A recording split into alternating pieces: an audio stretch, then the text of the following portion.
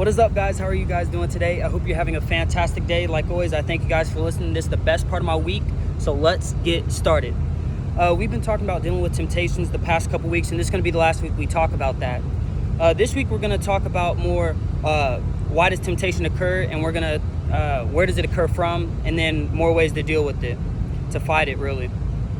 So temptation is not from God. Temptation is from the devil.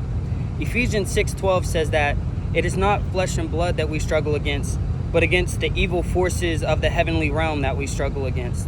In other words, it's not God in the heavenly realm. It's the evil that's there that we face. So how do we fight this?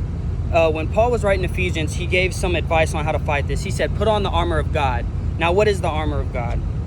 The armor of God is the belt of truth, feet fitted with peace. You have the breastplate of righteousness, the helmet of salvation, the shield of faith, and the sword of the Holy Spirit. Now, why is it so important that we put on the armor of God? Well, when you're fighting any war, you want to be protected. And this armor of God, like if we were fighting a war in person with someone, is going to protect us from the forces of evil. And another important thing to know is that we are in a spiritual war. Like, spiritual warfare is real. You know, it's impossible to win a war if you don't acknowledge that there's a war going on. So our first step, we got to acknowledge the war. Our second step, we got to put on the armor of God. And our third step is we got to battle and we got to fight.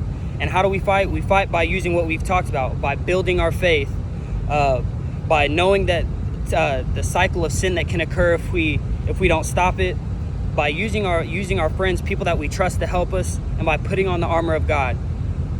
My goal for you guys this week is to memorize what the armor of God is. Memorize all 6 parts of the armor of God.